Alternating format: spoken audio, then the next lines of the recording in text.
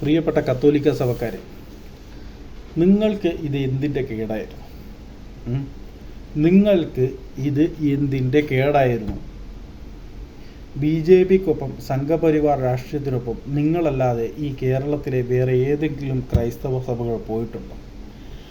സംഘപരിവാറിൻ്റെ സഖ്യകക്ഷിയായിട്ടുള്ള കേരളത്തിൽ വേറെ ഏതെങ്കിലും ഒരു സംഘടന പോയിട്ടുണ്ടോ?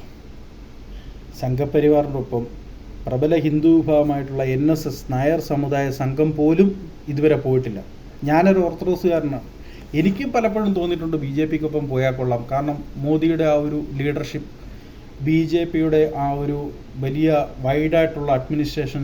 പക്ഷേ ഇതൊക്കെ സൂക്ഷിച്ച് നോക്കിക്കഴിഞ്ഞ് കഴിഞ്ഞാൽ ഇതെല്ലാം പൊള്ളത്തരമാണെന്നുള്ള കാര്യം ഇന്ത്യക്കാരെ പറ്റിക്കുന്ന ഒരു പാർട്ടിയും നേതാവുമാണ് ഈ BJP നരേന്ദ്രമോദി എന്നുള്ളത് സൂക്ഷിച്ച് നമ്മൾ നിരീക്ഷിച്ച് കഴിഞ്ഞാൽ മനസ്സിലാക്കാവുന്ന കാര്യങ്ങളേ ഉള്ളൂ. ഞങ്ങൾ ഓർത്തഡോക്സുകാരാണ്. ഞാൻ പലപ്പോഴും എൻ്റെ സഭയിൽ എൻ്റെ അച്ഛന്മാരോടും സീനിയറായിട്ടുള്ള ആൾക്കാരോട് ചോദിച്ചിട്ടുണ്ട്, തെരഞ്ഞെടുപ്പൊക്കെ അടുക്കുകയാണ്, എന്തുകൊണ്ടാണ് നമ്മൾ BJPക്ക് അനുകൂലമായിട്ടുള്ള ഒരു നിലപാട് സ്വീകരിക്കാത്തത് എന്ന് ഞാൻ പലപ്പോഴും എൻ്റെ വിഭാഗക്കാരോട് ചോദിച്ചിട്ടുണ്ട്. അപ്പോൾ എൻ്റെ സമുദായത്തിലെ എൻ്റെ സഭയിലെ സീനിയറായിട്ടുള്ള ആൾക്കാർ പറഞ്ഞ പൊന്നുമോനെ, BJP നമ്മളുടെ ഒപ്പം കൂട്ടാൻ പറ്റുന്ന ഒരു പാർട്ടിയല്ല. വെറുതെ തീ കൊണ്ട് തല ചൊറിയരുത്. ഓർത്തഡോക്സ് സമുദായക്കാർ പറയുന്നതാണ്. ഓർത്തഡോക്സ് സമുദായത്തെക്കാൾ വളരെ ഇൻ്റർനാഷണൽ ആയിട്ടുള്ള ഒരു സഭയാണ് കത്തോലിക്ക സഭ. ഞങ്ങൾക്കുള്ള അത്രയും ബുദ്ധി പോലും നിങ്ങൾക്കില്ലാതായിപ്പോയല്ലോ. നിങ്ങൾ ഈ BJPയോട് അനുഭാവം പ്രകടിപ്പിക്കുമ്പോൾ നിങ്ങൾ എന്താണ് വിചാരിച്ചത്? ഈ മോദി അമിത്ഷായും ഒക്കെ മാമോദീസ മുങ്ങി കത്തോലിക്ക സഭയിലായി കത്തോലിക്ക സഭയുടെ ബിഷപ്പുമാരാകുമെന്നാണോ നിങ്ങൾ വിചാരിച്ചത്? ഉത്തരേന്ത്യയിലുള്ള സംഘപരിവാറുകാർ മുഴുവൻ കത്തോലിക്ക സഭയിൽ ചേർന്ന് അവിടെ പൗരോഹിത്യം നിർവഹിക്കുമെന്നാണോ നിങ്ങൾ വിചാരിച്ചിരുന്നത്? നിങ്ങൾ മണിപ്പൂർ സംഭവം നടന്ന് മണിക്കൂർ കഴിയുന്നതിന് മുമ്പ് തൃശ്ശൂർ നിങ്ങൾ വോട്ട് ചെയ്ത BJPയുടെ സ്ഥാനാർത്ഥിയാണ് സുരേഷ് ഗോപി. എന്നിട്ടിപ്പോൾ ഈ സുരേഷ് ഗോപി എവിടെ? നിങ്ങളൊരു കാര്യം മനസ്സിലാക്കണം, നിങ്ങൾ ഒഴിച്ചുള്ള ബാക്കി എല്ലാ മലയാളി സമൂഹവും നിങ്ങളെ നോക്കി ഇപ്പോൾ പരിഹസിക്കുകയാണ്. ഗോവിന്ദൻ മാസ്റ്റർ പറഞ്ഞ വാക്കുകൾ നിങ്ങൾ ശ്രദ്ധിച്ചു നോക്കിയിട്ടുണ്ടോ?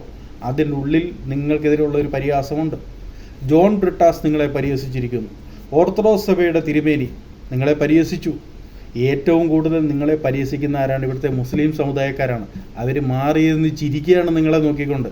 കാരണം ഈ കാസയും കൂസയും നിങ്ങളുടെ ഈ സംഘടനകളൊക്കെ BJPക്കും സംഘപരിവാറിനും ഒപ്പം ചേർന്നിട്ട് ഏറ്റവും കൂടുതൽ വിമർശിച്ചിട്ടുള്ളത് ഇവിടുത്തെ മുസ്ലിം സഹോദരങ്ങളെയാണ്, അവരുടെ സമുദായത്തെയാണ്. ഇപ്പോൾ അവർ TV ഓൺ ചെയ്ത് വെച്ചിട്ട് ചിരിയോട് ചിരിയാണ്. നിങ്ങൾക്ക് ആ ചിരി കാണാൻ സാധിക്കും. അവർ പുറത്ത് പറയുന്നില്ല, പക്ഷേ ഏറ്റവും കൂടുതൽ ചിരിക്കുന്ന അവരാണ്. അവർ മാത്രമല്ല, ബാക്കിയുള്ള എല്ലാവരും നിങ്ങളെ നോക്കി ചിരിക്കുന്നുണ്ട്. നിങ്ങൾക്ക് ചിന്തിക്കാനുള്ള ഒരു തലച്ചോറില്ലേ? ഈ കത്തോലിക്ക സഭയിൽ ഇത്രയും വിദ്യാസമ്പന്നരായിട്ടുള്ള അച്ഛന്മാരും ബിഷപ്പുമാരും പോപ്പും ഒക്കെ ഉള്ള ഒരാൾക്കാരല്ലേ? നിങ്ങൾക്ക് അറ്റ്ലീസ്റ്റ് വിചാരധാര എന്താണെന്ന് പോലും വായിക്കാത്തവരായിട്ടുള്ള ആൾക്കാരാണോ നിങ്ങൾ? BJPയുടെ അടിസ്ഥാന തത്വം എന്താണെന്ന് അറിയാത്തവരാണോ നിങ്ങൾ? BJPയുടെ കണ്ണിൽ അല്ലെങ്കിൽ സംഘപരിവാറിൻ്റെ കണ്ണിൽ മുഖ്യ ശത്രുക്കൾ മുസ്ലിമും ക്രിസ്ത്യാനിയും കമ്മ്യൂണിസ്റ്റും ആണെന്ന് അറിയാത്തവരാണോ നിങ്ങൾ? ഇതുപോലും അറിയാതെയാണ് നിങ്ങൾ BJPക്കൊപ്പം പ്രവർത്തിക്കാൻ പോയത്. എന്നിട്ട് നിങ്ങൾ ഇപ്പോൾ പ്രതിഷേധിക്കുകയാണ്.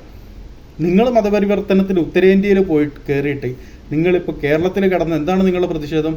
ജാർഖണ്ഡ് പോലീസ് നീതി പാലിക്കുക. ജാർഖണ്ഡ് പോലീസ് നീതി പാലിക്കണമെങ്കിൽ നിങ്ങൾ ജാർഖണ്ഡിൽ പോയി അവർക്കെതിരെ പ്രതിഷേധം നടത്തണം. എന്തേ അതിനുള്ള നട്ടെല്ല് നിങ്ങൾക്കില്ലേ? ഇവിടെ കിടന്ന് പ്രതിഷേധിച്ച് ബാക്കിയുള്ളവർ വീണ്ടും പരിഹസിക്കുകയാണ്.